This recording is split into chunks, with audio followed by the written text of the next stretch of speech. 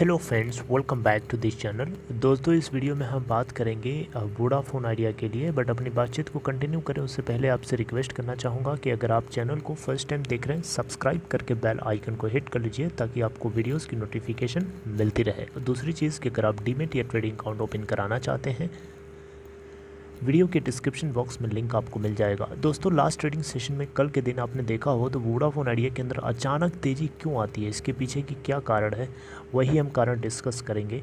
लेकिन उससे पहले कल की क्या सिचुएशन रही उसको एक बार देखना ज़रूरी समझता हूँ। कल दोस्तों देखिए, अगर ये ओपन हुआ था 13.75 के ऊपर, 13.70 का लो भी बनाया और 14.80 का हाई बना चुका।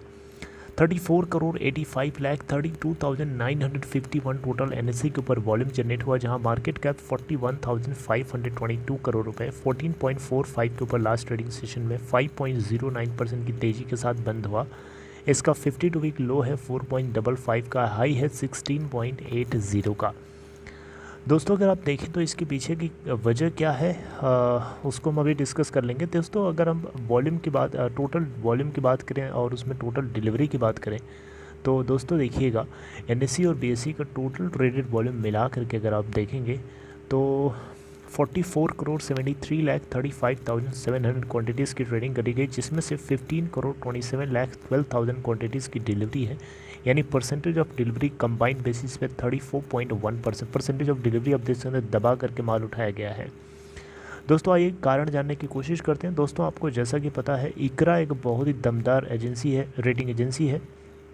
इकरा की तरफ से एक बहुत ही बड़ी खबर निकल के आ रही है और एक खबर कहीं न कहीं तीनों टेलीकॉम ऑपरेटर्स के लिए इक्वली लाइकली हेल्पफुल है।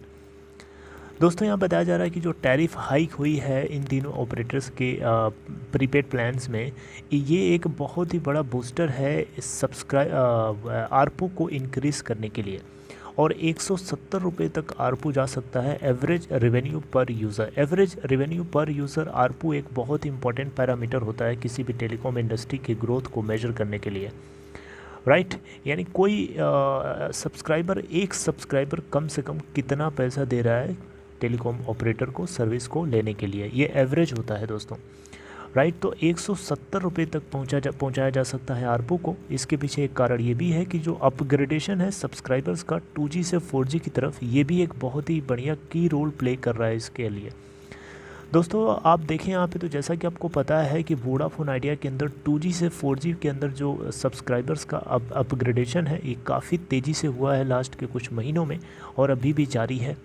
तो 2G टू 4G कन्वर्जन जो हो रहा है ये एक पोटेंशियल है इन कंपनीज़ के लिए, जो आरपू को डेफिनेटली 170 के लेवल तक पहुंचा सकते हैं पूरे फाइनेंशियल ईयर 2023 के एंड तक, आखिरी तक। यानी जो हमारा नया साल शुरू हो रहा है उसके आखिरी समय तक, यानी फाइनेंशियल ईयर हमारा अप्रैल 1 से शुरू होगा, उसके बाद की बात हो रही है 1 अप्रैल 2022 से आगे की बात हो रही है एंड तक।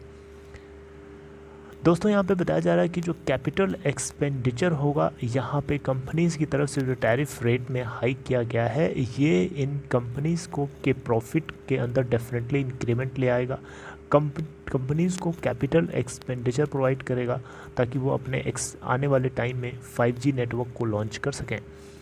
दोस्तों, 20% के आसपास लगभग इन सभी में प्रीपेड प्लान्स में टैरिफ में हाइक करी गई है, जो डेफिनेटली आरपू लेवल्स को ऊपर तो उठाएगा ही उठाएगा, प्लस उनके ऑपरेटिंग प्रॉफिट के अंदर भी ग्रोथ देखने को मिलेगी, राइट। तो दोस्तों, अगर आप देखें यहाँ पे तो जियो की अगर हम बात करें तो उसका 4G प्रीपेड प्लान कम से कम 155 रुपये का आता है, जबकि एयरटेल और वोडाफोन आइडिया का वही प्रीपेड प्लान कम से कम 4G वाला 179 रुपये का आता है। मार्जिनली डिफरेंस है, बहुत ज़्यादा डिफरेंस नहीं है।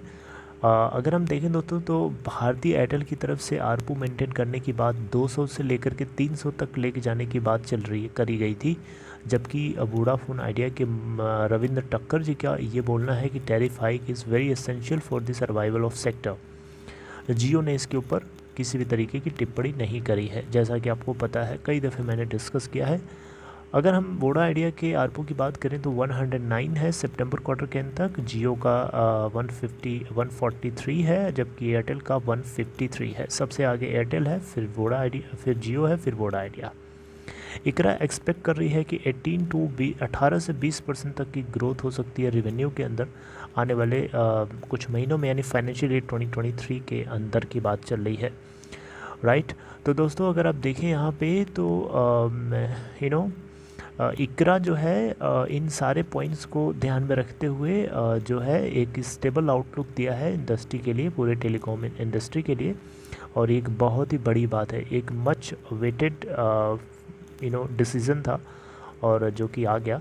और यहाँ पे इकरा ने ये भी एस्टिमेट किया है कि जो टेलीकॉम्स रिफॉर्म पैकेज होगा ये जो है इन कंपनीज़ को 40,000 करोड़ रुपए के रिलीफ तक का कैश फ्लो प्रदान करेगा फाइनेंशियल ईयर 2025 तक, राइट।